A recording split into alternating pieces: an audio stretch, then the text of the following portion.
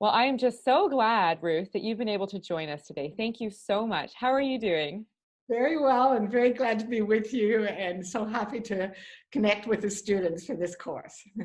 And Ruth, this course is a very special one at OISE. Can you tell us a little bit about when you developed it and what really inspired that? Yeah, well, I developed it in my very early years as a postdoc and a young assistant professor. So we're looking at 1985, 86, 87. And it was a second half of a set of courses. The first was comparative ed theory and method, and then comparative higher education. So that's where it goes back to about 1986, 87. Now, we know that in the late 80s, there were some major political changes in the world. How did the course begin to adapt in the 90s? Okay, so let Yeah, me just talk a little bit yeah, about those early years. yeah.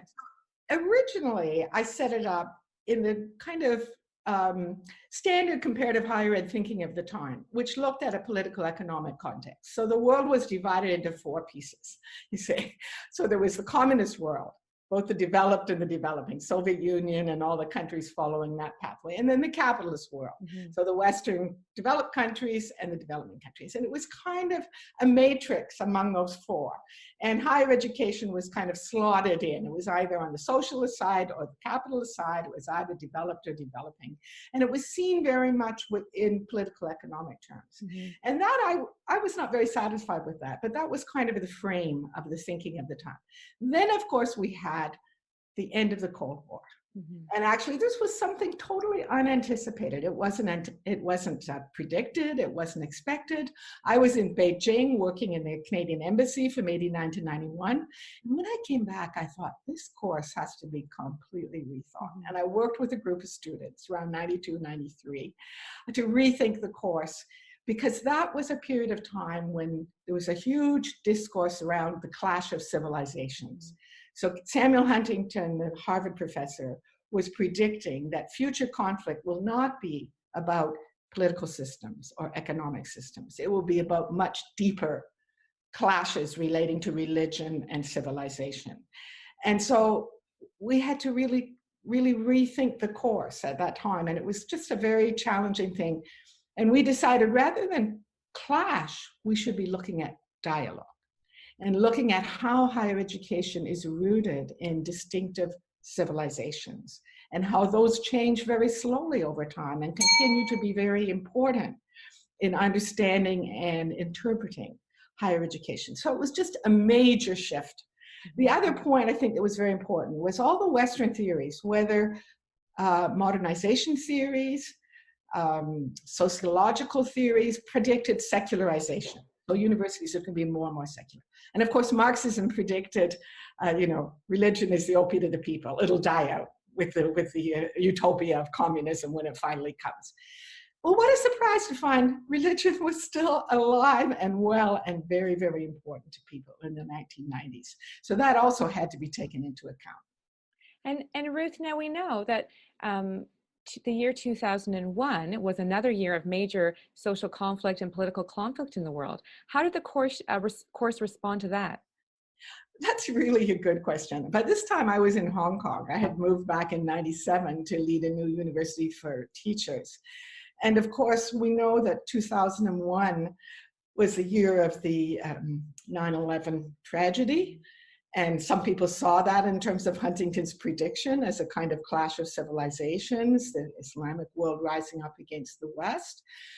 But the United Nations had a very different response, which was this should be the year of dialogue among civilizations. So it's very ironic in a way. The same year, 2001, declared the year of dialogue and then also the year of clash. Both things happened. And at that time, the University of Hong Kong invited me to re-edit a book I had edited in 1992 called Knowledge Across Cultures, where we tried to bring the ideas of other civilizations to the Western world, Asian, Islamic, Indian mathematics, optics from the early Islamic world, chemistry from China, and show that these civilizations were very important in the developing of the European university and indeed then the Enlightenment. So our first version of the book came out in 93, but Hong Kong U invited me to have an updated version, which was published in 2001. And for me, what was quite amazing about this was I got in touch with all the authors, and this book is one of the readers in the course, asked them to update their writings. They did. They got them to me. I submitted it to the publisher on September 10. Oh, wow. The day before the clash. I was in Hong Kong. I still remember seeing it on television. And I thought to myself, I'd have to do this all again, in light of all that came out of that 9/11 incident. But Absolutely. we went ahead and published the book. And what is quite lovely is there are some really powerful and positive Islamic voices in the book showing those kind of contributions. So we just hoped that it would help to contribute to dialogue. So I think that was also a very significant kind of turning point. And I'm very happy to have the updated version of the book, which is the one that's on your reading list for this course. Yes, and just a quick memory from my field work when I was in visiting the small island of Bahrain. I had the chance to have lunch with one of the authors of the book, who I, of course, had heard so much about when I was a student in your class. And that was a really meaningful chance to see the work of an OISE alum right across the world. Her name is Zara Alzira. Yes, and we had a great time. One of the earlier members of the course and wrote a chapter in the book. So that's really good, yeah. Let me say now a little bit about the years subsequently, because we're already talking 2020, so we're looking at 19 years since the clash and dialogue. And I think the second thing that arose in those years and that caused us to rethink and reform the class, and always I had students involved in, the kind of rethinking as we moved along, was the emergence of regionalism in higher education. So we know internationalization is a big topic, and one of your questions was, how is this different? Well, I think it's different because it goes deeply into history.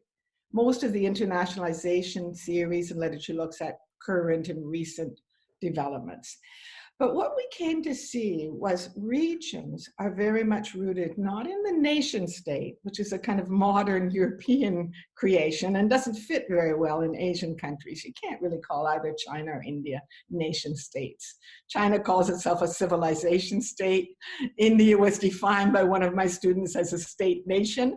They're so different from the European experience.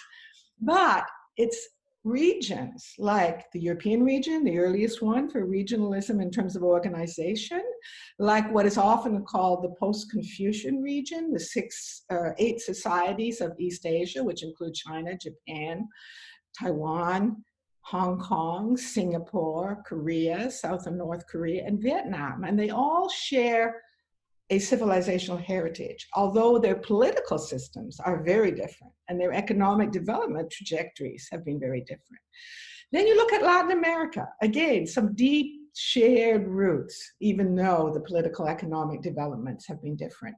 So I think that was another piece that was very important. So you'll see in the course, we have 4 sections on regions. And I think most recently we added in the Middle Eastern region. But those regions, you really have to understand their higher education, not only in terms of the modern period, but in terms of the deep roots of their unique civilizations. Mm-hmm. And when we look at comparative higher education versus the broader field of comparative education, what does this course offer to some of the students who may have already taken their core course in comparative international education?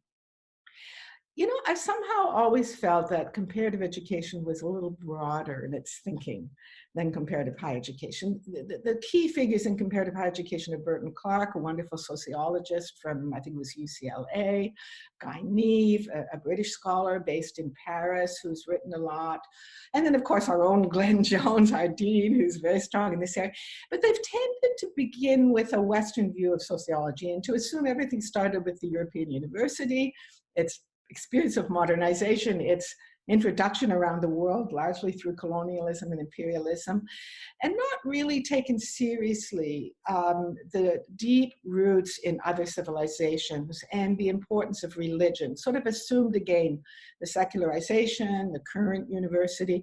So my own feeling is that comparative education has a little bit of broader feel for understanding higher education in different civilizations. If you just think about it, the school is a very modern thing as a state-organized institution, basically France after the revolution, and then Prussia, and so on, and the development of modern schools that were organized by the state, However, higher learning institutions are always way before the nation state, including Europe, with very deep roots in religion and the different civilizations. So that's where I think comparative education's had just a little bit more breadth and sympathy, whereas comparative education's been a bit more enclosed in a sort of modern world of sociology and its kind of patterns of analysis and organization. So it sounds like what we're really hoping the students take from this course is to look at higher education, but with that deeper, broader view of the comparative education school that has really looked at civilizations, religion, culture, and the values that persist in spite of colonialism. Mhm. Now, many of our students, of course, are watching this at home because of the current crisis that we're in. Do you feel that comparative education or comparative higher education has a lens that can help us to understand or make sense of some of the conflict we see right now? It's a really good question, and I've been kind of reflecting on that. And I think perhaps the key point we have tended in our comparative and comparative higher ed courses to focus on change, rapid social change, and how do we interpret and how do we understand it. But actually, what doesn't change may be even more important to give some attention to. And I think the whole point that we find in this course is there are deep spiritual resources in different civilizations. We take India, that had the first university in 700 BCE in Taxila, now in Pakistan. And the Indian monastics carried their traditions to Southeast Asia and to China. And they were rich in spiritual understanding and also in scientific knowledge. It was really fascinating. And also, I found it very fascinating how it sort of created space for women in the Chinese context through a version of Buddhism, the Manhyana version of Buddhism, which gave leadership to women. And that connected with American Protestants in China, women, who were also working to liberate women. So I think the key point now, we're all in a very difficult situation. How do we respond to it? Of course, we have to have medical knowledge and science and so on, but also our deep spiritual traditions and the ways in which they may interact and give us strength to deal with the real issues that are arising in our families, in our communities, in our learning institutions out of this COVID disaster and it's spreading around the world. We do have rich resources. And I think this course really connects us to some of those resources. Well, thank you, Ruth, because I know that many of the students are working in student services at different universities and colleges in the GTA, and it's been a big job for them to get international students home, to support people who are staying, get courses online. So I really value your reflection on that. Thank you. And Ruth is going to join us again for our session on comparative education module 3. So we look forward to having you back, Ruth. Thanks again for joining us today.